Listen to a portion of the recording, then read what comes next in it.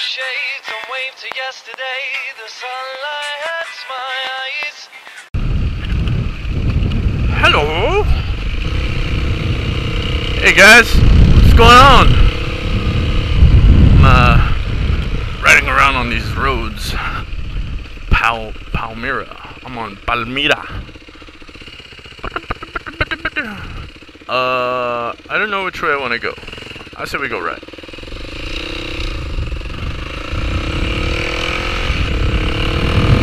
Hey, so I've been asked a lot lately about how to convert a dirt bike to a street legal bike. I know there's different laws that apply everywhere in every state. I'm going to give you the laws that apply here in Texas, or the laws I've read up on, and this is what I believe on. Correct me if I'm wrong. I'm not saying I'm 100% right. Okay. So in the state of Texas, in order to make an off-road vehicle into an on-road vehicle, it has to pass a safety inspection, what do you call it? A safety inspection. That's exactly what it is. Just an inspection. Oh my god, no doggy, don't chase me! God, dogs love chasing the shit out of me, don't they? Yeah, you have to pass the safety inspection. That means you have to have your headlight, which has either a high or low. I don't think that's a requirement, but maybe in the state of Texas it is. You have to have a brake light, rear brake, front brake. They don't necessarily both have to activate. One of the brakes has to activate the brake light, and that will have to be a brake you use as your primary. So in this case, it's the foot brake. Okay, and then in the state of Texas, you do not have to have blinkers. I've had 3 different inspectors tell me, they may be wrong, but from my understanding, I've seen even some street bikes that do not have blinkers. So that probably is not a requirement in the state of Texas. Okay, now, fuck, dude, move over, asshole. Another deal is you don't have to have, or no, you don't have to have mirrors on your bike. And most safety inspectors, if you have the bracket where your mirror goes screwed in, they will require you to have a mirror. If there is no spot for the mirror to mount, like to screw in, thread in, wherever, then you do not have to have a mirror. And you also have to have a, let's see, brakes have to work. Oh, your tires. There was a dog in the passenger window barking. Tires. You have to have, some safety inspection people will let knobbies slip. You know, you'll be like, oh yeah. Some safety inspectors will let knobbies slip by. Others won't.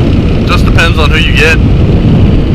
I know that I had knobbies when I got mine, and I got my inspection. Now I have street tires, which is fun.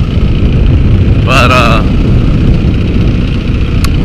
definitely something you might want to look into. I really hated riding my knobbies on the road because they don't hold out in turns. They are shitty at braking, and they were fun off-road. You can do wheelies and everything, you know, have grip. Now that I got these street tires on here, they're just like, yeah, we don't want to do a wheelie in the dirt.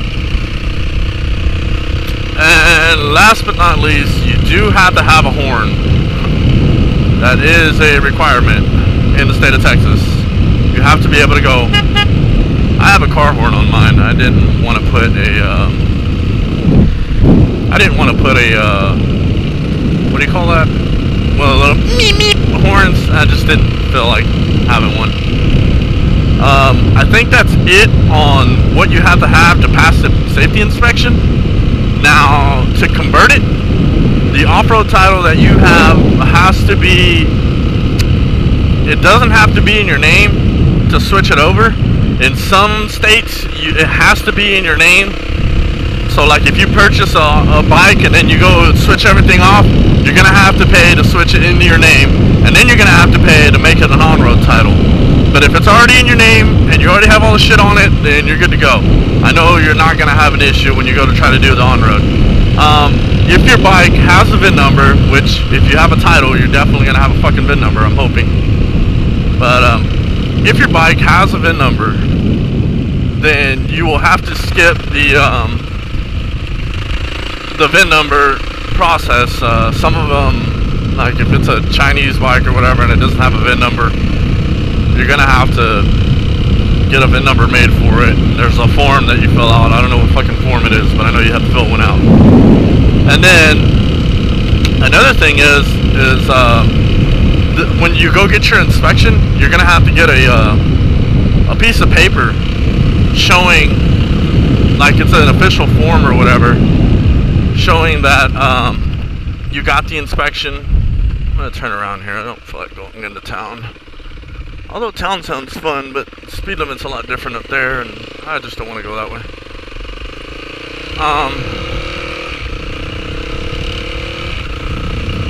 But you have to have that little form that says, you know, hey, this so-and-so VIN number had this inspection, here's the mileage. I don't think this is a requirement, I just remembered that. If it is, then shit, I'm sorry, you're just gonna have to buy you, I would get all the other shit done first and then go get you a tag. Buy you a tag that tells you at least how many hours or how many miles, and just, I don't know, confuse the guy and tell him, hey, this is how many miles it has. But anyways, there's not really a way to keep track on how many hours or miles or whatever. I know for a fact that this bike has, I'm gonna say close to 15,000 miles. It had 12 when I got it, and I put another 6, 7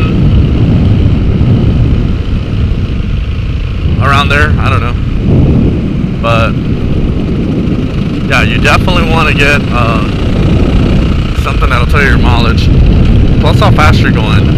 There's some pretty good tacks out there that will tell you, you know, some speedometers that'll tell you how fast you're going and what your RPM is and everything, and those are cool. I'm fixing to upgrade mine. I don't like this little endurance tack, but anyways, let's move on. So you're gonna need your proof of insurance, and you're gonna have to change your insurance quote from a on-road insurance policy or off-road insurance policy to an on-road. That is required in the state of Texas. You don't just have, like, you gotta have street liability insurance. Like, you can find your bike now, instead of the off-road, like recreational, you're gonna have to go and change your policy to a on-road. Register the VIN, you know, get your little VIN number and everything, and just move it to an on-road. Once all that's done, you're gonna have to show the insurance, that little white ticket, have your form filled out, have your original off-road title, take that to your tax office. They're gonna ask you the value of your bike. I know in Texas they do this. Now I think they go off of the Blue Book value of the bike. So, like the Blue Book value on this one is like, I think it's like 2,900, maybe 2,800. So title conversion for this bike after taxes, you're talking about maybe, I don't know, about 270, a little more just to get the title switched over, which I know kind of sucks. It's a little much. Most of you will be paying in the higher, especially those KTM owners that, you know, the resale value on those bikes are pretty high. The other bikes that are out there, you know, if you got a high Blue Book value, you're definitely going to end up paying a lot in taxes. So hopefully you'll catch one of them cool people that'll be like, oh yeah, you bought it for like 900, okay, and then you'll get it, you know, your title switched over for like 210 or 110 or whatever the case may be. But definitely want to get that switched over, and then once all that's done, then you're pretty much good to go. They'll give you your plates, and I know here in Texas they'll do that. I don't know if you gotta wait for them in other states, but they'll give you your plates, and they'll give you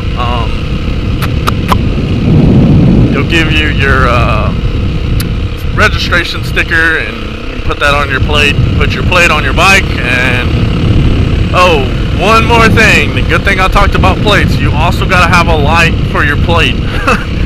Please guys, do not drive around in Texas without a light on your license plate, and make sure it's not too bright, because if you do not know Texas state troopers, oh god, little doggy, don't do it, don't do it.